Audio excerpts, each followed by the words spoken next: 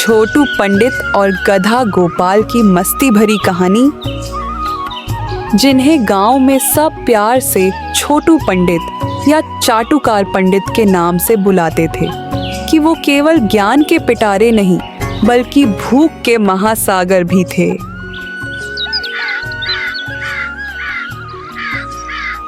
गर्मी की तीव्र धूप में जब पूरा गांव पसीने में तरबतर हो रहा था, उस दिन कुछ अलग ही हुआ। जैसे ही सूरज अपनी तेज किरणें फैला रहा था, छोटू पंडित को कहीं से बहुत ही लुभावनी खुशबू ने अपना जादू बिखेर दिया। अरे वाह, शुद्ध देसी घी में तली ये सुनहरी जलेबियां अगर अभी नहीं खाई तो मेरी सारी ज्ञान की शक्तियां व्यर्थ हो जाएंगी। मोहनलाल, मैं तो आपकी जलेबियों की खुशबू से ही आकर्षित हो गया। जल्दी से सारी थाली भर के परोस दो, वरना सूरज भी मुझे धुंधला समझकर गायब हो जाएगा। मोहनलाल, जो स्वयं को बहुत समझदार समझते थे, इस बार भी पंडित जी की बातें सुनकर झटपट पूरी थाली लेकर आने लगे। उनके दिल में यह ख्याल था कि पंडित जी के फ्री खाने के तंत्र को अब और कोई नहीं रोक पाएगा। ये पंडित जी की चालें तो कमाल की हैं। हर बार फ्री खाने के बहाने निकलते हैं। गांव में अफवाहें उड़ना शुरू हो गईं कि आज तो ग्रह भी इन जलेबियों पर अपनी नाजुक प्रतिक्रिया दे रहे हैं। जैसे ही पंडित जी ने मोहनलाल के घर के बाहर झांकते हुए देखा, उनकी आंखों में चमक आ गई। मोहनलाल, सुनो, तुम्हारे ऊपर बृहस्पति का प्रकोप मंडरा रहा है। तुम्हारे फ्रिज में रखी चीजें नवग्रहों को नाराज कर रही हैं। पंडित जी, मैं तो अभी जलेबियां ही बनाई हूँ। कहीं ग्रहों का क्रोध जलेबियों से तो नहीं मिट रहा? जल्दी करो, ये जलेबियां तुरंत ग्रहों को प्रसाद रूप में चढ़ाओ, नहीं तो तुम्हारे बेटे की शादी में दही जलेबी की कमी चढ़ जाएगी। ग्रहों का क्रोध देखो, वो सब कुछ उड़ा देंगे। मोहनलाल ने तो जैसे मन ही मन तालियां बजाना शुरू कर दी। उन्हें समझ में आ गया कि पंडित जी का ये नया नाटक फ्री खाने का सबसे बड़ा फंदा है। फिर भी उनकी आत्मा में डर की एक हल्की सी लहर दौड़ गई और उन्होंने तुरंत पूरी थाली जलेबियां निकाल दी। क्या करना, पंडित जी हैं, इनकी बात मानने में ही फायदा है। गांव में दूर एक ओर एक गधा था, गोपाल। उसकी थकान भरी जिंदगी में रोज रोज का सामान ढोना, भूख और मालिक भोलेनाथ के डंडे फटकार का सिलसिला चलता रहता था। गोपाल था तो परिश्रमी, लेकिन किस्मत से उसकी कहानी में हमेशा ही कुछ न कुछ मजेदार मोड़ आते रहते थे। गोपाल, अगर आज सारा अनाज न ढोया तो मैं तुम्हें चने भी नहीं दूंगा, समझा? मैं तो पूरा गांव का सामान ढोता हूँ और बदले में सिर्फ चने। कब होगा मेरा असली इनाम? बर्गर या तोड़ा फूड़ा कोई भव्य भोजन? गोपाल के दिल में हमेशा एक ख्वाहिश रहती थी कि कहीं ऐसा मौका आए जब उसे असली स्वादिष्ट चीज मिले। उसी दिन जैसे ही उसने अपने भारी सर पर बोझिल सामान के साथ उसकी नजर गिर पड़ी एक चमकदार वस्तु पर। वह चमक थी, वह अद्भुत आंखों में नजर आने वाला अंदाज, और वो था छोटू पंडित अपने रंग बिरंगे वस्त्रों में। वाह, आज तो छोटू पंडित के कपड़े ऐसे चमक रहे हैं जैसे किसी पिज्जा डिब्बे में छुपे हो। चलो मिलकर उनसे बात करते हैं, शायद कुछ अच्छा काम मिल जाए। उस पल गोपाल ने ठान लिया कि वो पंडित जी से नौकरी का प्रस्ताव लेकर आएगा। उनकी स्वाभाविक विनम्रता और काम के प्रति लगन ने उनके चेहरे पर एक नई रोशनी भर दी। जय श्री पंडित जी, मुझे बताइए, क्या आपको किसी मेहनती गधे की आवश्यकता है? मैं हूँ बिल्कुल तैयार। अब ये मौका तो मेरे लिए भी बहुत फायदेमंद साबित हो सकता है। इससे मैं अपना सारा सामान मुफ्त में ढुलवा भी सकूंगा। कल सुबह 5 बजे मंदिर के सामने मिलना।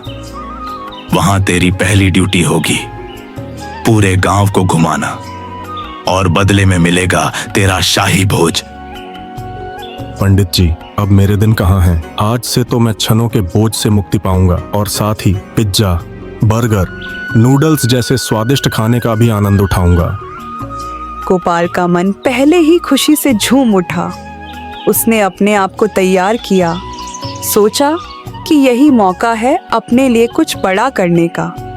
गांव में हर कोई उसके इस नए कदम की चर्चा करने लगा। देखो, गोपाल ने तो अब नौकरी भी ले ली। अब मुंह में चने चाट के साथ साथ पेट में बर्गर भी होने वाला है। इस प्रकार गोपाल का नया सफर शुरू होने वाला था। लेकिन किस्मत की चालें अक्सर ऐसी ही उलझनें लेकर आती हैं, जहां एक काम के बदले दूसरे मोड़ पर धोखा छुपा होता है।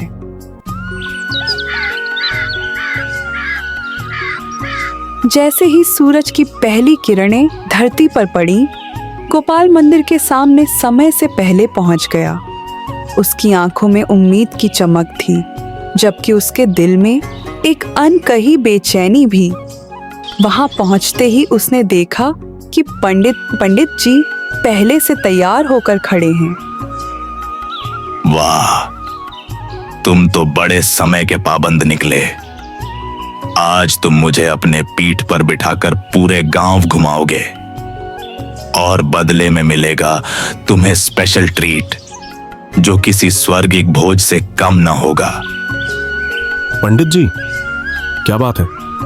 क्या हमें आज पिज्जा, बर्गर या नूडल्स मिलने वाले हैं? हाँ, उससे भी बढ़िया, इससे भी लाजवाब। तुम्हें मिलेगा वो तो पता नहीं, पर विश्वास करो, स्वाद में 4 चांद लग जाएंगे। पंडित जी, आपके पेट में क्या गड़बड़ है? लगता है जैसे आपने पूरे गांव का खाना निगल लिया हो। चुप रहो गोपाल, यह तो सिर्फ ज्ञान का बोझ है जिसे सहन करना पड़ता है। यह सुनते ही गोपाल का मन हल्का सा चिड़चिड़ा हो उठा, लेकिन फिर भी उसने अपने कर्तव्य से हटकर कोई सवाल नहीं किया और दोनों ने गांव घूमने का सफर शुरू किया। गांव के रास्ते, खेत खलिहानों और नुक्कड़ों से गुजरते हुए उनका कारवां चलता रहा, और हर मोड़ पर गांव वालों की नजरें इन दोनों पर टिक गईं। दोनों सफर करते करते एक नए ढाबे बाबा का स्वाद के पास पहुंचे। तू यहीं रुक गोपाल, मैं अंदर जाकर खाना पैक करवा के लाता हूं। छोटू पंडित अंदर की ओर बढ़ गए, लेकिन भीतर पहुंचते ही अचानक पीछे के दरवाजे से बाहर दौड़ पड़े। अचानक पीछे से गोपाल धीरे धीरे आते हुए मुस्कुराते हुए प्रकट हुआ। उसकी आंखों में शरारत और आत्मविश्वास की चमक थी। पंडित जी, आपने कहा था स्पेशल ट्रीट मिलेगा। और फ्रिज की वो 10 जलेबियां कहाँ गईं? तुमने चुरा ली क्या? वो ग्रह शांति के लिए चढ़ाई। दीदी, मैंने देखा था, पंडित जी ने यहाँ खा ली। इस पर कविता ने गुस्से में बेलन उठा लिया और पंडित जी पर झपटने लगी। पंडित जी भागते हुए चिल्ला उठे, अरे गोपाल, तू धोखेबाज है, मेरा नाम खराब कर दिया, मुझे सबको समझाना पड़ेगा। अब देखो पंडित जी, आज से मेरी नौकरी खत्म। मैं स्विगी डिलीवरी बॉय बन रहा हूँ, जहाँ असली रियल ट्रीट मिलती हैं और धोखे का कोई भरम नहीं। इस घटना ने पूरे गांव में हड़कंप मचा दिया। हर कोई हंसी मजाक में इस नए मोड़ के बारे में चर्चा करने लगा। किस्मत के खेल, धोखे की चाल और स्विगी का नया वादा। जीवन में कभी कभी हमें धोखे का सामना करना पड़ता है, लेकिन असली विजय वही है जो सच्चाई, मेहनत और आत्मविश्वास से हासिल की जाती है।